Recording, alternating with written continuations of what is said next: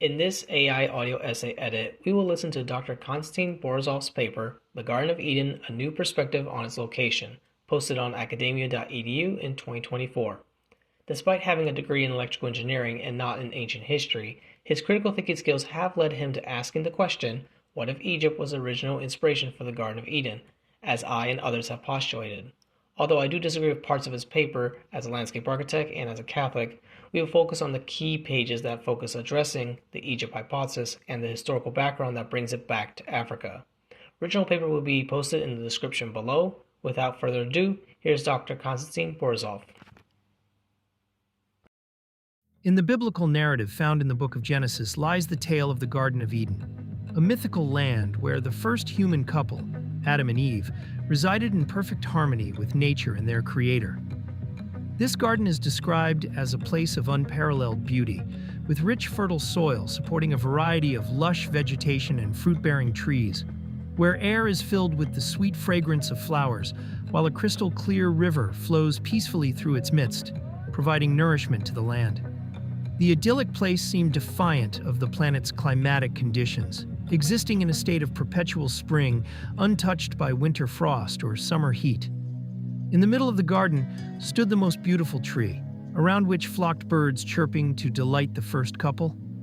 The place was serene and brimming with tranquility, where the first earthly couple enjoyed a life free from turmoil and distress. Following Eve's and Adam's disobedience and transgression, as recounted in the Bible, the couple faced expulsion from the paradisiacal Garden of Eden. Cast out, they were compelled to seek out a more humble and earthly abode, far removed from the peace and perfection they once enjoyed. Genesis 2. Since the Genesis account of the Garden of Eden emerged, the quest for the mythical location of Eden has endured. The concept of Eden, with its depiction of perfection, innocence, and divine harmony, has captivated the human imagination, fueling a desire to uncover the location of humans' purest origin, where the first earthly couple dwelled.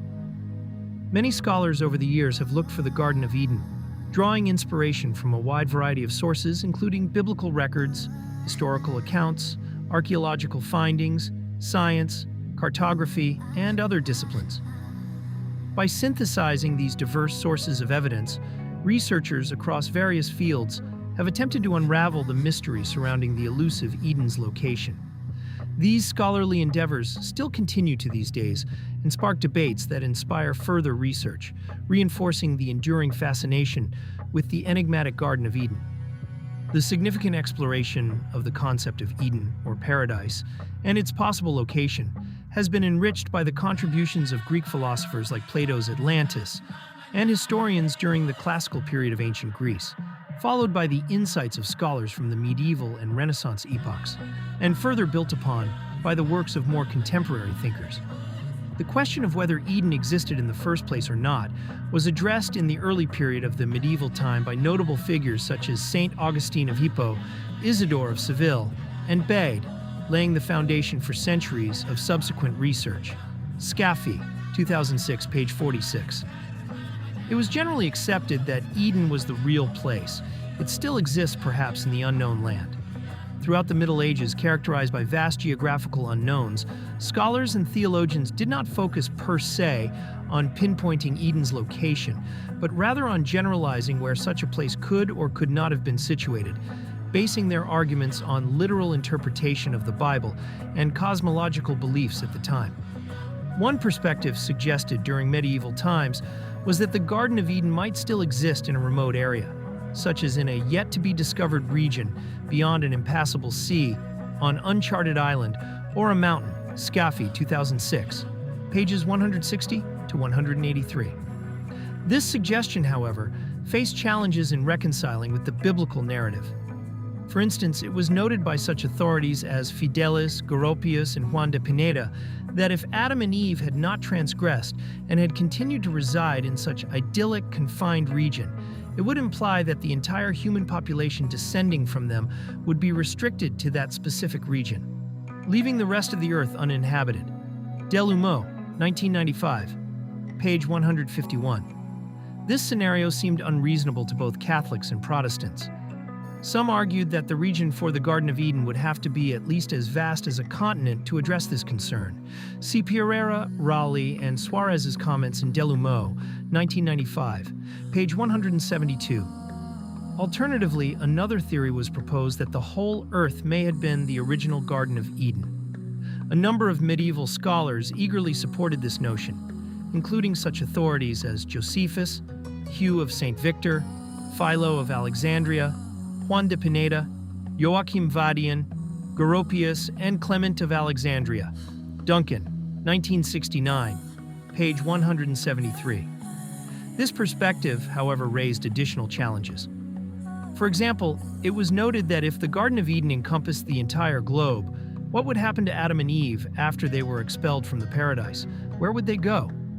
Various interpretations were devised to address this issue, incorporating concepts such as spirituality and heavenly land to align with biblical teachings. But this seems to violate the historian's fallacy. As a moderately alternative solution to the above, it was suggested that perhaps the Garden of Eden was situated in the equatorial region of the planet between the tropics. Scaffi, 2006, page 170. This alternative effectively addressed the aforementioned issues and gained credibility from some biblical scholars, in part because through the linguistic analysis and interpretation of Aramaic texts and others, it was inferred that flaming sword, which is allegedly God installed guarding access to paradise after Adam and Eve's expulsion, may refer to the tropics of our planet. Authorities such as Thomas Aquinas, Tertullian, and Origen believe the flaming sword is a clear reference to the location of the garden between the tropics.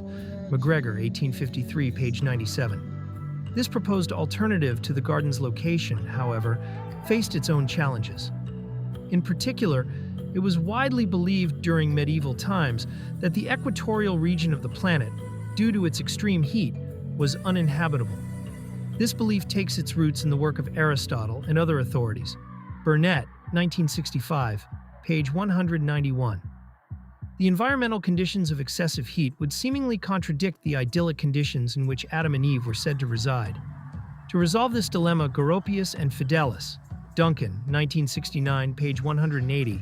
Also, Luther proposed that the environmental conditions in the equatorial portion of the planet changed after Adam and Eve's transgression, transforming the once pleasant environment into one of excessive heat. This was also consistent with general theological views of the time. Scaffi, 2013, page 107. Thus, the transition from pleasant conditions between the tropics before the fall to the scorching heat of the flaming sword after the transgression aligns with the biblical narrative. This hypothesis does prompt the question, however, what may have caused such a drastic change in the planet's climatic conditions? This question seems to have not been addressed neither in the medieval times nor later. Through various interpretations of the Bible by the medieval scholars, several hypotheses have been put forward. By the end of the medieval period, three regions, Mesopotamia, the Holy Land, and Armenia, stood out as more promising locations for Eden than others. In modern times, additional propositions have also emerged. Wilensky, 2011. While most suggested hypotheses incorporate the presence of the four rivers mentioned in the Bible, explaining the perpetual spring-like conditions in the garden and other attributes, such as the tree of life in the paradise, remained a challenge. Christopher Columbus believed that paradise still exists when he began his famous journey in search of the naval route to the Far East. In his third voyage, in 1498 AD, when he reached the Gulf of Paria and the mouth of the Orinoco, he was certain that the quest for the paradise is drawing to a close. Still under the impression that he is somewhere in the region near India's peninsula, upon observing the vast expanse of the freshwater reservoir, was convinced that the only conceivable source capable of generating such an immense volume of fresh water must be the rivers originating from the Garden of Eden. Columbus was certain that crossing the equator and navigating upstream along these rivers, one could ultimately reach this mythical place. Nevertheless, Columbus was also certain that neither he nor any other individual, since the time of humanity's expulsion from the paradise, would ever be granted entry into this mystical realm. Delumeau, 1995, page 54. In a lesser-known hypothesis for the Garden of Eden and its location, Isaac Vail, in his book The Waters Above the Firmaments, Vail, 1886, suggested that the Garden of Eden may have been situated along the equatorial belt. Vail hypothesized that, in the distant past, Earth had rings similar to those of planet Saturn. These rings would have provided shade, creating a more pleasant and temperate environment on the equator. According to Vail's hypothesis, as these earthly rings gradually dissipated over time, the shade and agreeable conditions they offered diminished, leading to a transition to a drier climate. He speculated that this environmental shift from a shaded and delightful setting to a more arid one might mark the time when Adam and Eve were banished from the Garden of Eden. Vail's hypothesis presents a unique perspective on the possible location of the Garden of Eden. William Warren, the president of Boston University and dean of the School of Theology, proposed a hypothesis for the paradise's location in his book, The Paradise Found, suggesting the Garden of Eden was located at the North Pole. Warren, 1885. He theorized that Atlantis, referenced in the Plato's works, and Mount Meru from Hindu mythology were also situated in that same region. Thompson, 2000, page 33. This idea of the Garden of Eden's placement at the North Pole was not a unique one. In the late medieval period, another scholar named Postel similarly theorized this in his publication released in 1561 AD, De Paradis Terrestri Loco. Scaffi, 2006, page 285. Warren elaborated that paradise existed millions of years ago, with a tropical climate prevailing there at that time, offering better living condition compared to the current reality. One possible source of inspiration for his theory could possibly be attributed to Gerard Mercator's North Pole map of 1606 AD, depicting the North Pole and the emergence of four rivers from what seems to be a sacred mountain at the center of the map. David Rohl, a British archaeologist and anthropologist, proposed the location of the Garden of Eden in his book Legend, The Genesis of Civilization. Rohl, 1999. Through his interpretation of Near Eastern archaeological and historical data, Rohl hypothesized that Eden was situated in northwestern Iran between Lake Urmia and the Caspian Sea. His work builds upon the research of an earlier scholar, Reginald Walker. Rohl associates the four rivers mentioned in the Bible with the Euphrates, Tigris, Araxes, and Wijan. By explaining that the climate in northern Iran was significantly wetter in ancient times, Rohl provides a stronger basis for discussing the concept of paradise and spring-like conditions. In the medieval time, there was a persistent belief that Eden could possibly be found somewhere in the uncharted region of the earth, somewhere beyond the impassable seas or lands. Nowadays, however, with the progress of mapping technologies such as Google Earth, ground-penetrating radar, and LiDAR, our understanding of the world has greatly expanded. Yet despite these technological achievements, I find myself contemplating whether we are truly any closer to uncovering the Eden's mystery than medieval scholars. Could it be that finding Eden necessitates a different perspective or methodology which has not been explored yet? The concept of Oceanus bears relevance in the discussion surrounding the Garden of Eden due to its frequent historical association with the latter. Traditionally, lore held that Eden was situated alongside the Oceanus River. This connection is commonly depicted in medieval cartography, which often portrays Eden by the shores of the Oceanus River. As an example, see Ebstorf Mappa Mundi in Scaffi, 2006, page 150. Consequently, this intriguing link presents a promising avenue for further inquiry in the ongoing pursuit of uncovering the precise whereabouts of the Garden of Eden. What then precisely is Oceanus? In ancient times, there was a belief regarding the existence of a mystical river that encircled the entire world. The accounts of this river, known as Oceanus, have been passed down to us through the writings of Greek philosophers and historians such as Hesiod and Homer. Described in various texts as the Sky River, the Great Green River, and the World Encircling River, Karenyi, 1951, page 34. Oceanus was believed in the ancient times, giving birth to numerous other rivers around the world. See Hesiod Theogony line 337. It was also stated repeatedly by Homer in his works that the sun rose out of Oceanus and sank into the same at setting. Bunbury, 1883, page 34.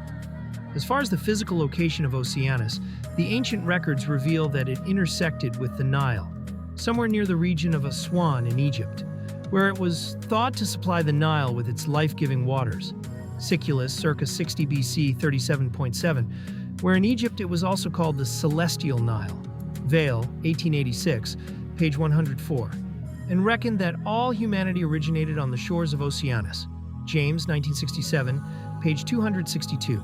Herodotus, the renowned Greek historian, embarked on a journey to Egypt around 450 BC with a specific quest in mind to discover this elusive river. See Herodotus Histories 4:9. Despite his efforts, as he reflects in his fundamental work, his search for this mystical river proved fruitless. Following an exhaustive quest, Herodotus concluded that the river was likely a figment of imagination, contrived by his Greek predecessors, likely an invention of a poet that was later adopted by others and perpetuated throughout history. Herodotus Histories 437. Whether the river actually existed or not remains unknown to us at this point. However, if it was there, we can firmly assert that by the time of Herodotus, it had either vanished or ceased to exist. Numerous viewpoints have emerged among theologians and scholars concerning the identification of the four rivers mentioned in relation to Eden. The majority of scholars searching for Eden are focused on these four rivers, with understanding that finding the common source of those four rivers would lead to the river that comes out of Eden, ultimately helping pinpoint the Eden's location. The primary contenders for the Fours River have been named as the Nile, Euphrates, Tigris, and Ganges.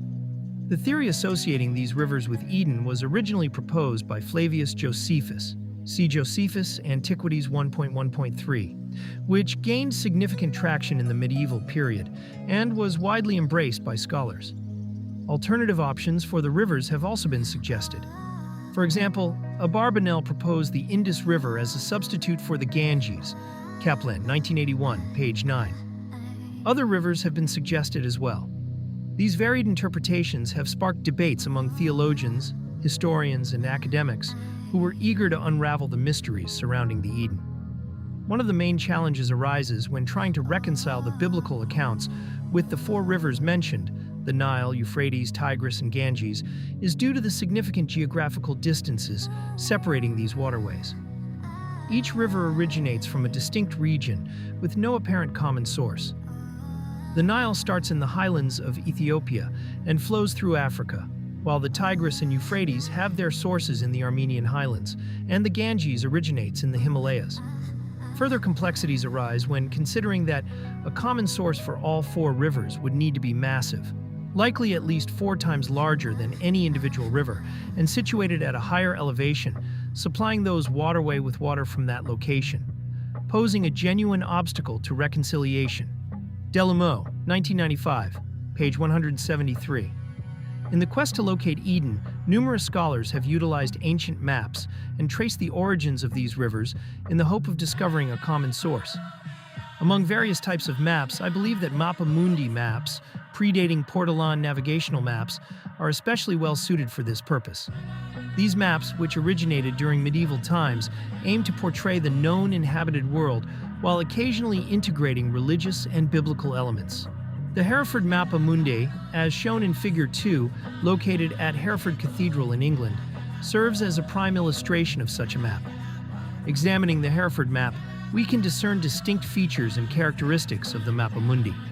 The map follows a common TO configuration, where the Mediterranean Sea, Nile, and Tanais, Don River, create a prominent T shape, dividing the known world into Africa, Europe, and Asia. The depicted world is encircled by the Oceanus River, which closes on itself, surrounding the inhabited land. At the top of the map, there is a depiction of Eden, albeit relatively small on this map, positioned directly on the Oceanus River. The word paradise is used here to indicate the location of the sacred land, although on some other Mappa Mundi maps, the word Eden is used. This interchangeability is understandable, as both words essentially have the same meaning. Jenkins, 1953, page 196. The substitution of Eden for paradise occurred around 300 BC when the Greek version of the Bible, known as the Septuagint, was created. One observation that I find worth emphasizing here is that the predominant feature found in the majority of the Mappa Mundi maps is the depiction of paradise, situated directly or next to the Oceanus River. This characteristic is predominant and notable across various other Mappa Mundi maps, as evidenced by a comprehensive collection assembled by Scaffi in Scaffi, 2006, pages 84 to 242. Upon closer examination of the Hereford map in Figure 2, it becomes clear that the only river originating from Eden is the Oceanus River. This unequivocally points to Oceanus as the River of Eden. In reference to the other 4 rivers mentioned in the Bible, ancient historians and medieval authors relying on the old ancient sources believe that Oceanus gave rise to those 4 rivers. Delumeau, 1995, page 43. For example, Flavius Josephus, the 1st century historian, in reference to Eden, explicitly states the garden was watered by one river, which ran round about the whole earth, Oceanus, and was parted into 4 parts, Josephus Antiquity 1.1.3. Following this lead and using another Mappa Mundi, I believe we can identify the other 4 rivers. By examining the Hecataeus Mappa Mundi reconstruction map from around 500 BC, shown in Figure 3, it becomes apparent that the only 4 rivers emerging from the encircling Oceanus are the Nile, Tigris, Euphrates, and Indus.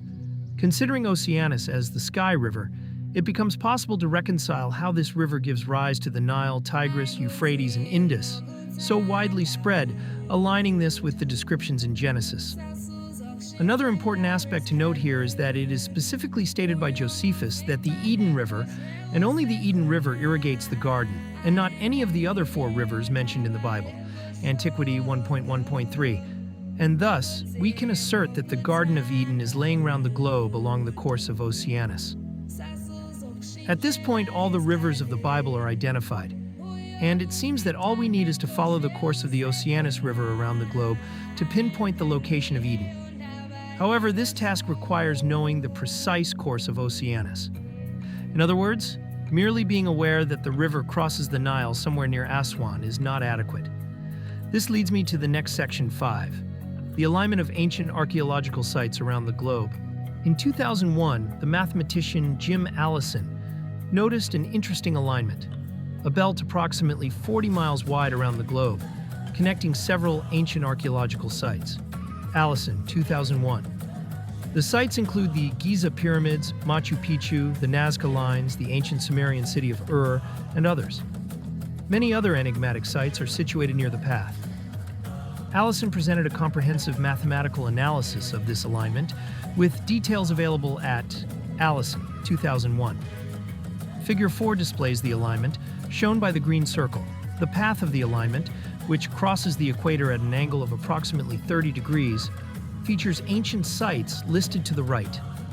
This alignment suggests that ancient cultures were driven by an unknown force to align themselves along this path, where there is little possibility that this alignment to be coincidental. Furthermore, it is worth noting that many sites along this path share similarities in construction techniques for reasons yet unknown. For example, the Giza Pyramids and Machu Picchu, both situated along this alignment, exhibit remarkable similarities in polygonal stone masonry techniques involving the use of hard stones. Hypothetically, this path could be considered a plausible candidate for the Sky River Oceanus. It is reasonable to presume that cultures would congregate closer to this path due to its perceived religious significance and climatic reasons of habitable. As mentioned earlier, the river facilitated higher levels of precipitation, providing a practical incentive for cultures to establish settlements in its vicinity. This combination of spiritual and practical considerations likely played a crucial role in shaping the development and location of ancient civilizations along the course of the Milky Way Sky River, symbolizing actual river civilizations. Furthermore, the ancient sacred text of Indian beliefs, the Rig Veda, consistently mentions a celestial river called the Sarasvati. While the exact location of the Sarasvati River remains unknown, it is commonly associated with one of the tributaries of the Indus. The characteristics of this river are akin to those of Oceanus. It was believed to be a mythological river, frequently described as a celestial or sky river, along the banks of which the Vedic civilization is said to have originated. Some Hindu scholars propose renaming the Indus River to the Indus-Sarasvati River, suggesting a connection between the Indus River and the Sarasvati River. Frawley, 1991. This connection indirectly supports the notion that the course of Oceanus was through the Indian Peninsula, following the course of the ancient site's alignment. 7. The Tree of Life. In his seminal work published in the Journal of Near Eastern Studies, Simo Parpola presented approximately 100 distinct images of the Tree of Life that he collected, using Assyrian seals and other archaeological artifacts. Regarding the additional attributes often associated with the Tree of Life, it was referred to as the Sky Tree. Lechler, 1937, page 388. With its branches embracing the world and adorned in a color reminiscent of lapis lazuli. It was referred to as the ladder leading to heaven, St. Irenaeus, Demern C45, and the World Pillar. Furthermore, it was recognized as the life-giving tree that grew at the navel of the world. James, 1967, page 143, often described as the tree of divine order and supernatural power. James, 1967, page 99. This tree was said to grow on the sacred mount. Lechler, 1937, page 388, from branches of which the river ascended to the sky and flowed. These attributes clearly indicate that what is being referred to is not simply the natural terrestrial tree, but something divine and symbolic, something that was reminiscent of the tree that ancient cultures observed, captured, and integrated its image into their folklore and religious practices. The representation was so magnificent and grandiose, reaching so high into the sky and visible from such a vast distances, that inspired many cultures of Mesopotamia, West Africa, Greece, India, and Egypt. James, 1967, to observe this divine imagery and attribute the sacred meaning to their observations. What they observed was something so profound and vital to their existence that it utterly shaped subsequent generations and deeply impacting their religious beliefs. The branches exhibit a curved form, somewhat reminiscent of human ribs. When comparing this image to the one from the Nakata pottery, illustrated in Figure 7a, a notable similarity becomes evident. In ancient cultures, Egyptian, Akkadian, Indian, Persian, and Greek, there existed a concept of the sacred mountain of the world upon which the Tree of Life was believed to be situated. Warren, 1885, page 137. This discussion ultimately leads to the conclusion that the sacred mount, where the Tree of Life is said to reside, can only be the Great Pyramid of Giza. Additionally, the location of the garden is specifically pinpointed to the Nile Valley, and no other structure worldwide encapsulates the significant characteristics outlined above. I will also add that due to the orientation of the granite beams in the pyramid relieving chamber, the shape of the Tree of Life, as shown in Figure 6, is in a north and south plane. Depending on the observer's location, the perception of this image will vary. This variation in perception may explain the differences seen in representations of the Tree of Life across various cultures, where branches are portrayed as either straight or curved. The imagery of the Tree of Life has undoubtedly evolved over time. It likely began with images similar to what is shown in Figure 7, but has progressed and transformed. This evolution can be seen in symbols such as the Djed pillar of Egypt, the menorah, inspired by the almond blossom, Lefebvre, 2018, page 32, and the Catholic cross, all of which are interpreted as representations of the Tree of Life by biblical and archaeological scholars, symbolically. Cook, 1974. The Tree of Life was often associated with water. It is therefore common to see ancient Egyptian goddesses Hathor/Isis depicted on or as a Tree of Life, pouring water. This can be observed in the interior reliefs and paintings of Thutmose III's tomb. 8. Cook, 1974, page 42. For an in-depth analysis of the connection between the Tree of Life, water, and the Egyptian goddess Hathor, see Thompson, 2020. The West African Dogon tribes of Mali have concept of Nomo associated with the Tree of Life. The word Nomo means water in the language of the Dogon tribes. Grial, 1965, page 18. The Tree of Life was connected to kingship. Early church fathers such as St. Augustine of Hippo and St. Irenaeus asserted in their foundational texts that the tree of life represented the image of the Christ, the King. Geo Weidengren, a notable Swedish theologian and scholar, argued that the tree of life symbolized Assyrian kings. Weidengren, 1951, page 58. Similarly, the Egyptian king Osiris was linked to the tree of life through the Djed pillar, which was believed to represent his backbone. In regards to Adam, as some of the pyramids are made of earthly materials, this concept aligns with the description of Adama being fashioned from earthly elements of Egypt's black soil. The image of the tree of life, shown in Figure 7, resembles ribs that could have been interpreted by ancient cultures as symbolic of human anatomy. As for the immortality ascribed to Adama by God, the Great Pyramid of Giza certainly fulfills this desire to be like the gods. Another major clue is the unique features of sky serpents closely align with the attributes of Oceanus. I argue that the prominent celestial river symbolized with the Nile, resembling a serpent reflecting the Milky Way, likely influenced Egypt greatly. For the Egyptian crown was the uraeus.